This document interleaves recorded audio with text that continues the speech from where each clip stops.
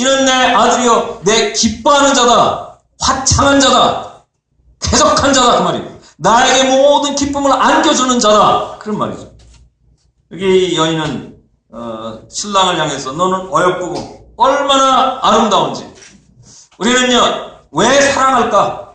정말로 아가서에 나타나는 이 사랑의 대화, 이것을 여기서 발견하는 것은,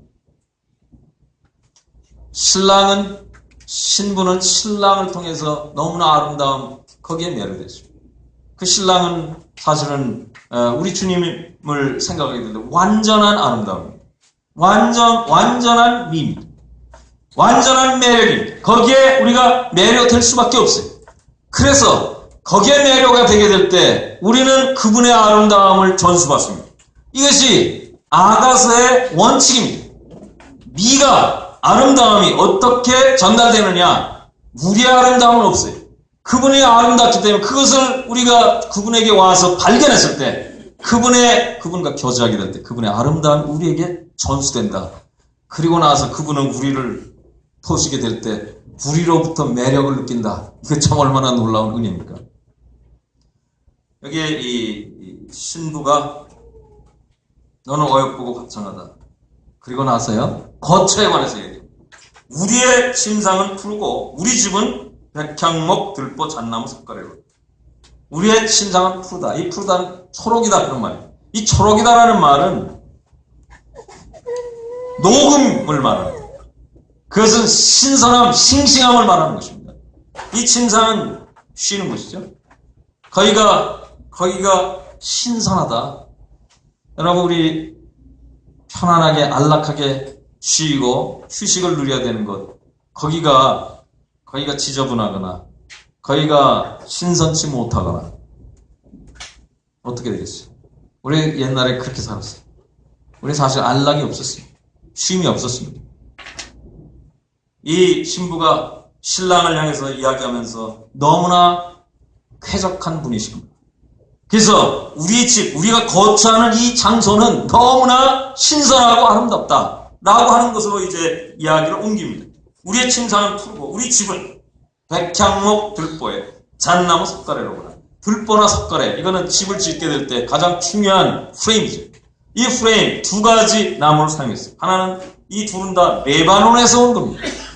이 아가서에서는 또 레바논이 얼마나 자주 나옵니까? 이 성 지도에서요, 이 팔레스타인 근처에서 가장 높은 것은 헤르몬. 여기에 두 산맥이 있습니다. 레바논 산맥과 항 레바논 산맥, 이 두 산맥이 평행으로 달려갑니다. 아가서에 나오는 산들은 주로 항 레바논에 위치한 산들에 관한 이야기들이 나옵니다. 레바논, 거기는 백향목의 본고장이죠. 거기에는 전나무의 본고장입니다. 잣나무. 제가 캐나다에 있을 때 이 로키에 들어가면 그냥 빽빽한 전나무, 잣나무로 가득합니다. 거길 들어가면 냄새가, 향기가 아주 완전히 배어 있습니다. 창조 이후에 그 나무들이 거기 자라면서 이제 배어있는 그 냄새, 그것이 계속해서 흘러나옵니다. 우리는 레바논을 생각하게 될 때 거기에는 백향목 냄새가 가득합니다. 이 백향목은 어떻습니까? 그것은 기상이 있는 나무입니다. 그 나무는 썩지 않는 나무. 그 나무는 고가의 나무. 그 나무는 아름답습니다. 잣나무도 마찬가지입니다. 향기가 가득하다. 백향목은 향기로 가득한데요. 이 기상이 있고 위험이 있고, 그리고 부패하지 않고 변하지 않고 멸망당하지 않고 향기가 가득한, 그것이 우리의 처소다, 그 말이죠. 사랑하는 사람의 거처, 그것은 이런 곳이다. 푸르고요, 백향목과 잣나무, 그것으로 되어 있는 그런 집이다. 우리가 요한복음 말씀 보면요, 우리가 주님의 말씀을 순종하면 주님이 우리를 사랑하고 그분께서 우리에게 와서 우리와 함께 거할 것이다 라고 말씀했어요. 순종. 그분의 말씀 순종하는 거예요. 그때 그분께서 우리에게 찾아오십니다. 그리고 우리와 함께 하십니다. 그것이 우리의 거처가 되어야 되는 것입니다. 여기 이 여인은 신랑을 사랑하죠. 그래서 거기에 이와 같이 아름다운 거처를 지금 이야기하고 있는 것입니다. 2장으로 들어가겠습니다. 나는 샤론의 수손화여 골짜기의 백합화로다. 계속해서 2장 1절에도 1절은요. 신부가 고백하는 것입니다. 자기를 가리켰습니다. 많은 경우에 골짜기 백합화를 찬송가에서 우리 주님과 관련해서 이야기해서 혼동이 오는데요. 여기서 이 1절은 신부가 자기가 사론의 수손화여 골짜기 백합화라 이렇게 이야기하고 있어요. 사론 어느 곳입니까? 사론은 요바에서 가이사라까지 걸친 약 30마일의 지중해 해안가의 평지입니다. 또는 어떤 사람들은 갈릴리에서 다볼산까지 슬람 여인의 고향이죠. 거기 가까운 다볼산 이 근처의 평지도 이것을 사론의 평지라고 이야기하는 사람도 있습니다. 어떤 것이든지 간에 여기서 키는 그것은 평지입니다. 산이 아니고 높은 것이 아니고 낮은 것 평지입니다. 사론의 수선화. 이 수선화도 뭐 여러 가지 꽃에 관해서 이야기합니다. 이 수선화가 뭐를 얘기할까? 뭐 크로커스라든지 사프론이라든지 아니면은 심지어는 무궁화 뭐 여러 가지 작은 풀입니다. 작은 식물입니다. 평지에 나는 작은 식물 그리고 골짜기의 백합화. 골짜기 뭡니까? 산이 아니에요. 저 깊은 곳이에요. 이것은 겸손을 말하죠. 온유를 말합니다. 이 여인이 고백한 것 자기는 사론의 수선화의 골짜기 백합화다 라고 말하게 될 때 겸손함, 이 겸손함은 매력적인 겸양입니다. 우리의 거짓 위선적인 겸손 이런 게 아니고요. 참된 겸손에는 매력이지. 그것은 아름다운 것입니다. 사실 이와 같은 겸손은 우리 주님으로부터 온 것이죠. 나는 온유하고 겸손하니 나로부터 배우라. 주님 말씀했어요. 이 겸손은 이것도 주님으로부터 온 것입니다. 이 모든 것들은 다 주님으로부터 받은 것입니다. 우리가 주님으로부터 받게 될 때 그냥 아름답게 됩니다. 매력적인 사람으로 됩니다. 사론의 수선화, 골짜기의 백합화. 백합화는 순결한 거죠. 그런데 이제 2절 말씀 보면 여기는 이제 신랑이 얘기합니다. 여자들 중에 신랑이 신부에 관해서 얘기합니다. 여자들 중에 내 사랑은 가시나무 가운데 백합화다. 여전히 백합화를 말하고 있어요. 그런데 신부 본인이 자기가 백합화라고 할 때 자기는 골짜기 백합화라 말씀했어요.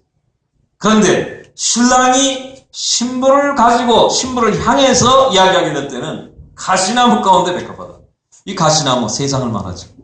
가시 인간이 타락했을 때 저주로 하나님께서 말씀했어요. 너희는 땅 파봐야 일생 땅 파봐야 수고하고 땀 흘리고 그래도 나오는 것은 가시밖에 없다. 이것이 범죄로 인해 하나님께서 우리 인간을 저주하신 것이죠. 이 저주는 사실 우리에게 복을 주기 위해서 저주하신 것이죠. 왜? 여자의 후손을 통해서 궁극적으로 우리에게 복을 주시기 위해서 이 저주를 하신 것이죠. 이 가시, 그것은 슬픈 현실입니다만, 그리고 그것이 세상의 현실입니다만, 이 세상에, 가시와 같은 이 세상, 가시가 뭡니까? 이 아비멜렉이 사사가 자기가 왕이 되겠다 그랬어요. 그래서 기드온에 자기의 배다른 형들을 다 죽이고, 그런데 그 중에 한 사람이 도망했죠. 산에서 이야기했어요. 아비멜렉을 향해서 너는 가시나무다. 너는 내가 내 그늘 밑으로 들어오려고 하지만 가시나무에는 그늘이 없어요. 그늘이 있다 해도요. 그 그늘이라고 하는 것은 그늘 밑에 가서 쉬어야 되는데 그늘 밑에 공간이 없어요. 거기에 들어가면 찔리는 겁니다. 가시에 그늘이 없어요. 이 세상은 쉼이 없습니다. 거기는 찔리는 것밖에 없어요. 그게 저주예요. 그것이 세상이에요. 그런데 내 사랑하는 신부는 가시나무 가운데 자라고 있는 백합화다. 여러분과 제가 이 세상에서 하나님의 은혜를 받고 이제 주님의 자녀가 됐으면, 그리고 그리스도의 신부로서 우리는 세상의 가시나무 가운데 살고 있는 백합화라고 하는 것을 잊어서는 안 됩니다.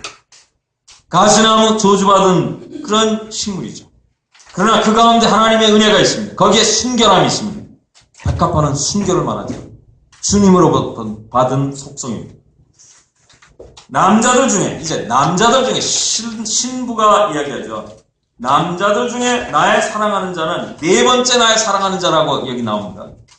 남자들 중에 나의 사랑하는 자는, 아까는 여자들 중에 나의 사랑하는 자는 이렇게 말씀했는데, 여기에 이제 비해서 남자들 중에 나의 사랑하는 자는 숲풀 가운데 사과나무. 숲풀에 수많은 평범한 나무들이 있어요. 그 가운데 우뚝 솟은 나무가 있어요. 그 나무는 전혀 다른 나무들과 다릅니다. 마치 군계 이학과 같이 다른 나무들과 전혀 비슷한 점이 없다. 이것이 우리 주님입니다. 우리 주님은 만인 위에 뛰어나는 분입니다. 으뜸되는 분입니다. 그분과 필적할 수 있는 사람이 없습니다. 이분께서 바로 이런 칭호를 받습니다. 남자들 중에 나의 사랑하는 자는 숲풀 가운데 사과나무 같다. 사과나무 같다. 이 어떤 사과일까? 여기 사과라고 하는 것은 우리가 생각하는 그런 사과가 아니고, 사과과에 속하는 향기를 가진, 그리고 잎이 무성한, 그리고 아름다운 열매를 가지고 있는 식물, 지금 이걸 말합니다. 아름다운 나무. 그 나무는요, 그늘을 제공합니다. 열매가 너무 답니다. 그리고 그 그늘 밑에서 쉬고 희락을 느끼는 그런 나무. 그래서 그 나무는 다른 나무와 전혀 다르다. 예수 그리스도께서 인간으로 오셨어요. 그러나 그 인간으로 오신 우리 주님은 이상의 어떤 인간과 비교할 수가 없다. 모든 인생은 나 하나님 앞에 주인이 부족하고, 또한 본성인 아담의 본성을 가지고 있는 사람이나, 그러나 우리 주님께서는 완전한 인간이시지만 세상 사람과 전혀 다르다. 죄에서 떠나 계신 분이시다. 그분은 죄를 진 적도 없다. 그분의 근원은 하늘로서부터 영원하신 분이시다. 영전하신 아버지다. 평강의 왕이시다. 그분은 전혀 다른 분입니다. 그래서 히브리서는 그분에 대해서 이야기하죠. 우리 예수 그리스도의 탁월함에, 으뜸에 관해서 이야기하죠. 골로새서도 예수 그리스도의 으뜸을 말씀하고 있습니다. 그분, 숲풀 가운데 사과나무 같은데 내가 그 그늘에 앉아서 심히 기뻐했고 그 실과는 내 입에 달았구나. 여기 네 가지를 말씀하고 있습니다. 첫째, 내가 그 그늘에 앉았다. 그 그늘, 예수님에게 갈 때 피난처가 있습니다. 우리 이 세상의 수많은 어려움들, 그 앞에서 뭐라고 말했어요? 내 사랑하는 자는 가시나무 가운데 백합화. 이 가시나무 가운데서 찔리기도 합니다. 우리는 많은 어려움이 있습니다. 많은 시련이 있어요. 그래서 우리는 이와 같은 백합화가 어디로 가야 될까? 사과나무 밑에 그 그늘에 가야 된다. 우리 주님 앞에, 주님 아래에는, 거기에는 피난처가 있습니다. 우린 거기로 가야 돼. 이 세상은 가시나무, 우리 둘러싸고 있는 가시나무, 이건 현실이에요. 그러나 가시나무가 현실이라면, 그러나 사과나무의 그늘도 그 이상으로 현실이다 라고 하는 것을 말씀하고 있습니다. 또 하나, 그 그늘 아래 앉아서 사과나무에게 갈 때는 휴식이 있습니다. 거기에 우리 앉을 수 있습니다. 우리 주님께서 내게로 오라, 내게 와서 쉬라, 주님 말씀했죠. 주님은 언제나 우리에게 안식을 향해서 위에서 초청합니다. 우리 주님께서 안식을 주실 수 있어요. 수고하고 무거운 짐진 자들아 다 내게로 오라. 이건 우리가 구원받을 때 처음으로 안식을 얻은 거지만, 우리 구원받고 나서도 나는 오냐고 겸손해 내게 와서 나를 배우라. 그러면 내 짐은 쉽고 내 멍에는 가볍다. 주님 말씀했죠. 거기에 안식이 있습니다. 구원받고 나서도 우리는 계속해서 쉼이 있습니다. 세 번째, 심히 기뻐하였고 사과나무 그분에게 갈 때 우리에게 환희가 있습니다. 그분의 임재 앞에 나가게 될 때 거기에는 언제나 기쁨과 말할 수 없는 기쁨, 영광이 있습니다. 주님의 기쁨, 그것은 우리의 기쁨이 됩니다. 네 번째, 그 실과는 내 입에 달았구나. 우리 사과나무 대신 그분에게 나가게 될 때 거기에는 신선함이 있고요. 보양이 있습니다. 먹을 것이 있어요. 그 먹을 것은 입에 단 겁니다. 성령의 열매. 그것은 얼마나 우리에게 단 것을 줍니까? 전에 경험하지 못하던 아름다운 것들. 우리 주님과 함께 동행하고 그분 앞에 가게 될 때, 그분의 임재 앞에서 우리가 즐기는 그것은 보양입니다. 그분이 우리에게 먹을 것을 주십니다. 그런데요, 그것은 맛있는 거예요. 단 것입니다. 우리가 즐길 수 있는 것입니다. 하나님 말씀 얼마나 답니까? 꿀보다 더 달다 말씀했어요. 이 맛 때문에 우리는 이 세상에서 살아갈 수 있습니다. 기쁨을 누리고 살아갈 수 있습니다. 안식을 누리고 살아갈 수 있습니다. 피난처 안에서 살아갈 수 있다 그 말이에요. 이제 장면이 바뀝니다.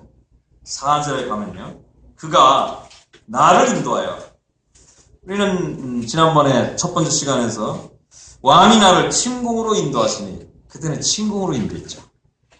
우리 한번 시간대로 지금까지 이 신부가 어떻게 인도를 받았는가 하는 것을 몇 가지 정리해 보겠습니다. 제일 처음에 침궁으로부터 시작했어요. 침궁으로 인도됐죠. 그 다음에 두 번째, 오늘 우리가 읽은 말씀에서요, 어제 저희들이 본 말씀에서 침궁에서 이 신부가 생각한 게 있어요. 나는 검다. 그렇지만 아름답다. 그리고 내가 내 일을 하지 못했다. 그다음 세 번째는 너의 양떼 먹이는 것과 정오에 쉬게 하는 것을 알게 하라. 그래서 양떼 먹이는 것, 그래서 자기의 염소 새끼를 어떻게 인도하랴라고 하는 질문을 하죠. 그래서 이 왕은 목자왕이죠. 그래서 양떼 몰고 가서 초장에서 양떼를 먹이는 곳으로 옮겨갑니다. 침궁에서 이제 초장으로 옮겨갔어요. 그 다음에 세 번째, 왕의 상에 앉았었죠. 그 다음에 네 번째, 백향목과 잣나무 그 아래, 그 거처에 있었어요. 그 다음에 사과나무 그늘 밑에 와 있었어요. 그리고 나서 이제 2장 4절 말씀에 오면은 잔치집으로 인도합니다. 낮에 점심때 왕의 상에서 식사를 했다면 오후에는 백향목 그늘에 있었고 늦은 오후에는 사과나무 그늘 아래 있었다면 이제 저녁에 밤이 되어오면서 이제 연회장으로 가는 겁니다. 연회장에 가서 뭘 경험해요? 그가 나를 인도해 잔치집에 들어갔으니 그 사랑이 내 위에 들어오구나. 이 술람 여인은요, 수냄 여인이에요. 수냄 여인. 갈릴리 지방의 여목장, 포도원 직이었어요. 시골 사람.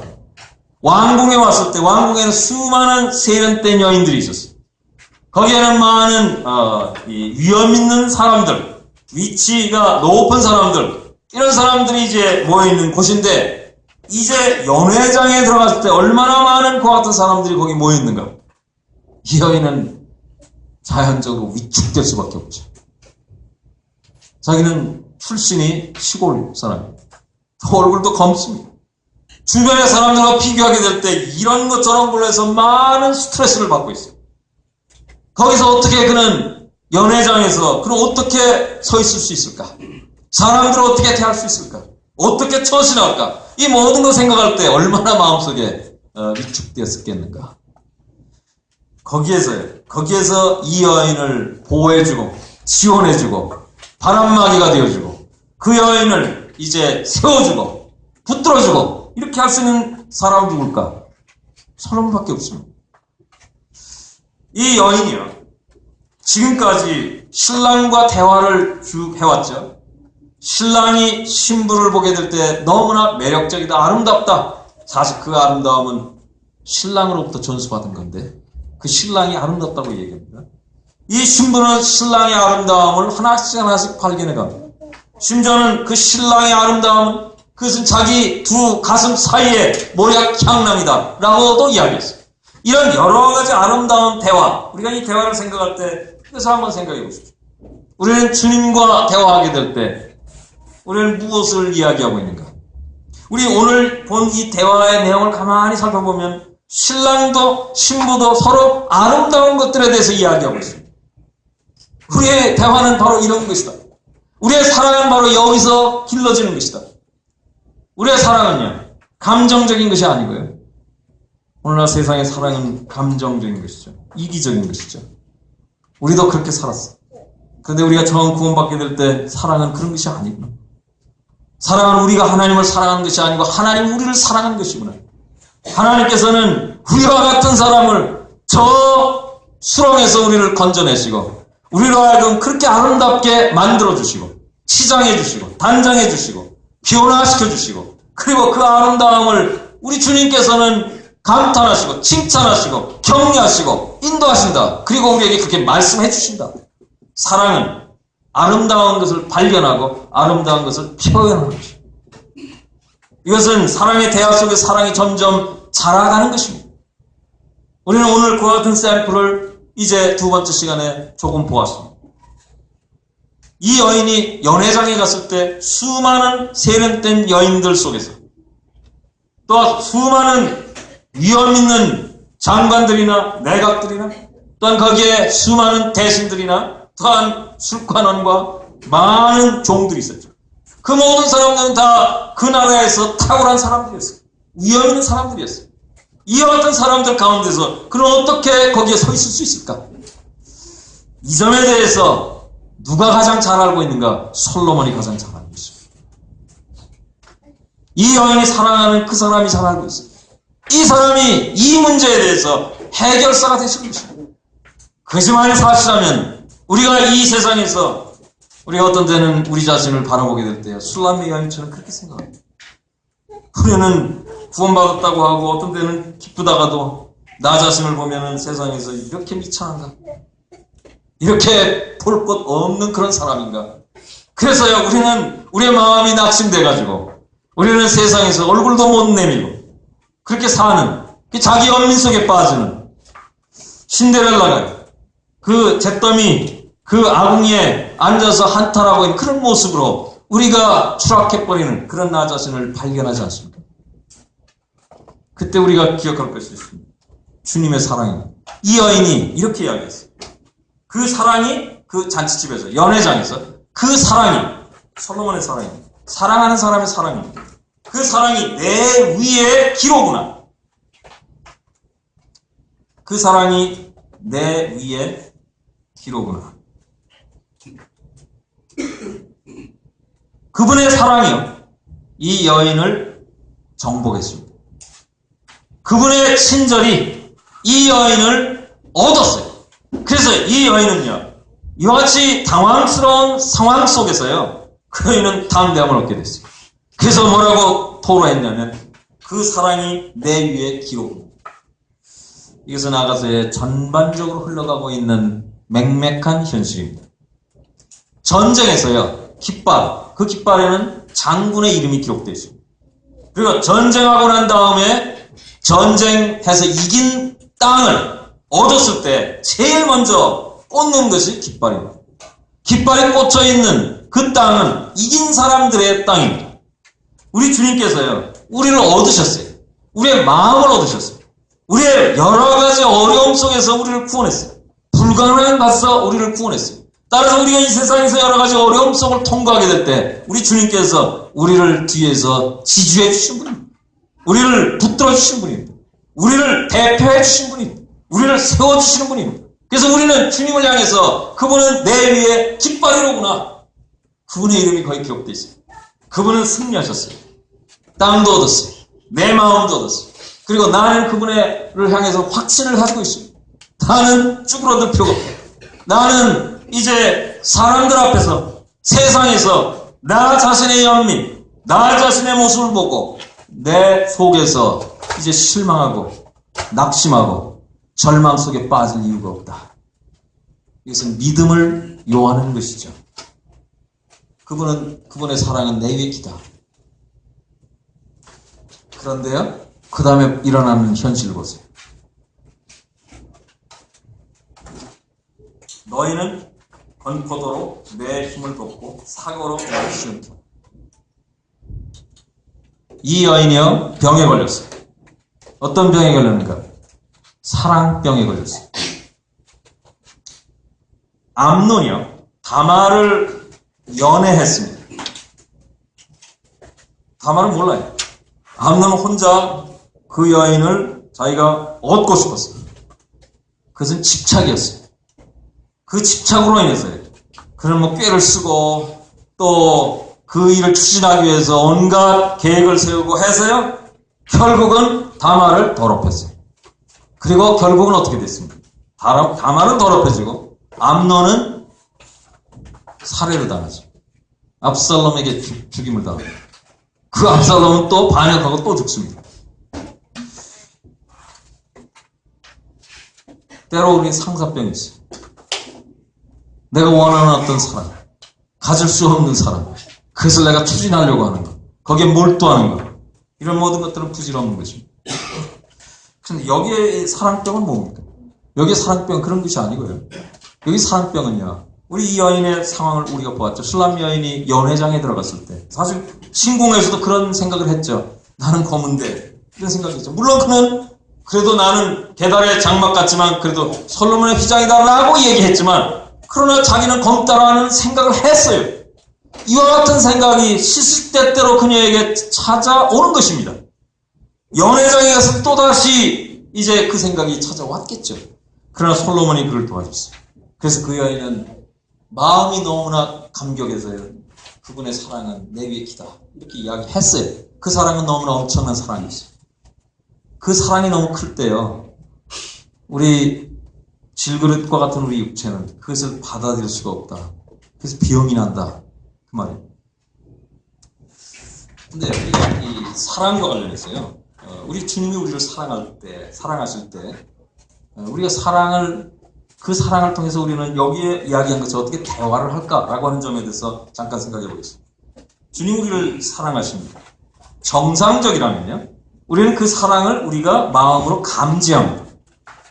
우리가 그 사랑을 마음으로 감지하게 될 때 우리는 고맙게 생각하는 것입니다. 그리고 우리 그리스도인들은 나는 거기에 합당하지도 않은데 주님이 이렇게 과하게 사랑해 주시니 은혜입니다. 고맙습니다. 이것을 우리는 표현하는 것이죠. 감지한 만큼 우리가 표현하게 됩니다. 그럴 적에 정상적인 사랑의 대화가 이어지는 것입니다. 오늘 그것을 우리는 봤어요. 계속해서 신랑과 신부가 서로 대화하고 왔어요. 그래서 사랑의 대화입니다. 한 사람만 이야기하는 것이 아니라 서로 간에 주거니 받거니 하는 것입니다.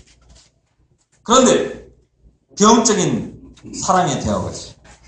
주님이 우리를 사랑하시는데 우리의 마음속에 어떤 이유에서든지요, 그 사랑을 감지하게 될 때 그것을 당연한 것으로 여기는 때가 있어요. 그래서 당연한 것으로 여기는 만큼이나 그 사랑에 대해서 우리는 민감하게 정확하게 감지하지 못하는 겁니다. 당연하게 여기는 겁니다. 우리가 만약 예수님이 우리를 구원하신 것에 대해서 사랑, 그리고 구원하신 이후에 우리를 인도하시고 공급하시고 우리를 붙드시는 모든 사랑에 대해서 우리는 어떻게 감지하고 어떻게 답변합니까? 주님이 우리를 사랑하는 그 사랑만큼 그것을 우리가 느끼고 감지하고, 그래서 우리는 주님 앞에 감사로 답변합니까? 아니면 그걸 당연한 것으로 여기기 때문에 감사가 별로 없다. 다시 말해서 사랑만큼이나 우리는 반응이 그만큼이 없다. 이건 뭐 어디로 가겠습니까? 그것은 주님과의 대화는 점점 소원해지겠죠. 소원해지고 주님과의 관계는 또 소원해지겠죠. 대화가 소원해지면서 관계도 소원해지는 것입니다. 왜 대만은 세상을 사랑해서 데살로니가로 갔을까? 왜 소돔 성으로 롯은 가버렸을까? 성경에 수많은 사람들의 구원받은 사람들의 케이스였어요. 어떤 사람들은 주님의 사랑으로부터 떨어져 나갑니다. 왜 그렇습니까? 주님께서 우리를 사랑하실 때 그 사랑을 사랑만큼이나 그만큼 우리는 마음속에 민감하게 느끼고, 그것에 대해서 많이 민감하게 느낀다면 우리는 거기에 대해서 주님 앞에 답변해야 됩니다. 어떻게 답변합니까? 감사로 답변하는 것입니다. 찬양과 예배로 답변하는 것입니다. 이와 같은 대화는 우리가 주님과의 정상적인 관계로 이어지는 것입니다. 그런데요, 우리가 주님의 사랑을 그렇게 느끼지 못할 때 그 사랑은 시들해져 버리죠. 그런데 우리가 정상적이라면 그 사랑에 대해서 우리는 감사로 답변하죠. 계속해서 사랑의 대화를 이어갑니다. 관계를 이어갑니다. 그런데 이 케이스에서는, 술람 여인 케이스는 연회장에 들어갔을 때 너무나 큰 사랑을 받았어요. 그 마음속에 이것을 감지하게 될 때요, 감지할 수 있는 최대한의 능력 이상을 받아버렸어요. 그래서요, 이제 감지를 못하게 돼버린 거다. 이것은 사랑이 시들해져서가 아니라 사랑이 너무나 커서요. 우리 예를 들어서요, 포도주를 감별하는 사람들은 어떻게 합니까? 포도주 감별하는 사람들이요, 많은 트레이닝을 받았어요. 그래서 A, B, C, D 많은 종류의 이제 포도주를 놓고, 그 사람들은 이렇게 한번 맛만 보면 이것은 어떤 종류의 포도주다, 이렇게 이야기하는 사람들이죠. 그 사람들이요, 그것을 분별하기 위해서 포도주를 꿀떡꿀떡 삼킵니까? 아니죠. 왜냐하면 혀를 보호하기 위해서 그들은 아주 미량의 최소한, 가장 최소한, 분별할 수 있는 가장 최소한의 포도주를 살짝 맛보고 나서 결정합니다. 왜 그렇게 하냐면 혀를 보호하기 위해서, 감도를 보호하기 위해서.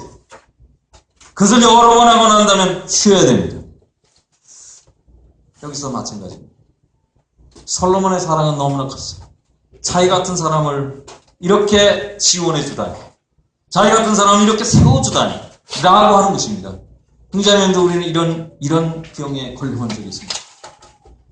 주님께서 우리를 이렇게 사랑하셨다라고 하는 것에 대해서 병이 들 정도로 그렇게 해본 경험이 있습니다. 여기에 이제 이 여인이 그래서 이렇게 말하죠. 너희는 건포도로 내 힘을 돋고 사과로 나를 시원케 하라. 건포도로, 이 건포도라고 하는 것은요, 포도를 끓여가지고 농축한 다음에 밀가루에도 섞어서 거기에 이제 건포도 넣고 만든 건포도 떡입니다. 건포도라는 우리말의 건포도로 되어 있으면 건포도 떡입니다. 이 건포도 떡으로 첫째는 힘을 돋고 그 다음에 사과로 시원하게 하라. 이건 뭘 말합니까?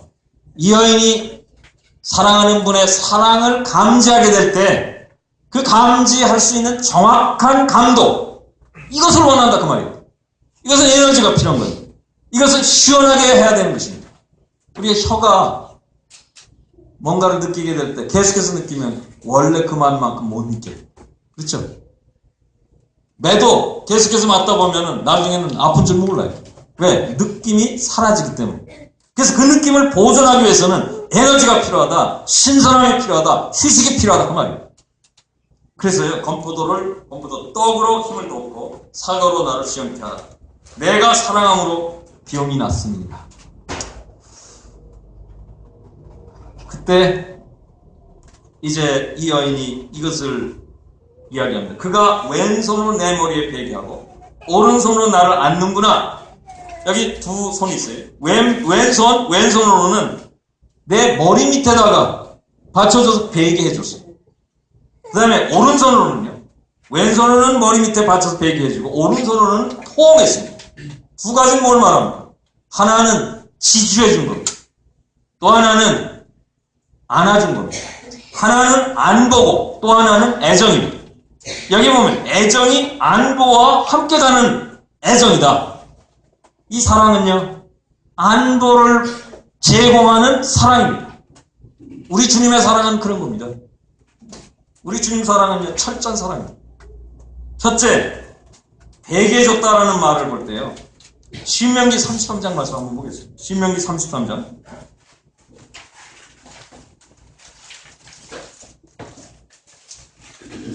(27절) 말씀입니다. 영원하신 하나님이 너의 처소가 되시니 그 영원하신 팔이 내 아래에 있도다. 영원하신 팔이 내 아래에 있도다. 그것은 뭡니까? 그 막강한 전능하신 그분의 팔, 그리고 우리를 사랑하시는 그분의 팔이 우리를 밑에서 받쳐주고 있다. 지주해주고 있다. 그 말이에요. 안보를 보정해주고 있다. 안보를 보장해주고 있다. 그 말이죠. 그런데 오른손은 어떻습니까? 오른손은 우리 시편 말씀 보겠습니다. 이사야서 말씀 보겠습니다. 이사야서 40장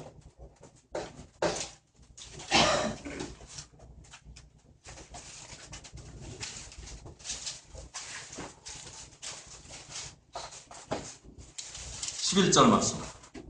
그는 목자같이 양무리를 먹이시며 어린 양을 그 팔로 모아 품에 안으시며 젖먹이는 암컷을 온순히 인도하시로다.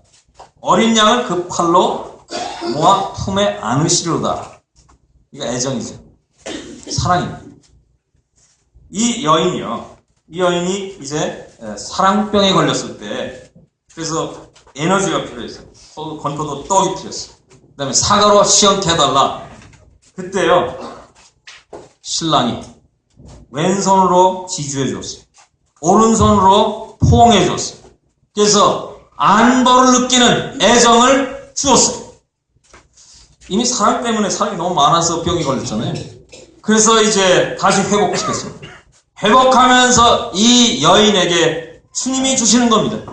그 신랑이 주시는 안보와 애정, 이것은 그녀로 하여금 계속해서 사랑할 수 있도록 만들어주는 것이죠. 주님의 은혜입니다.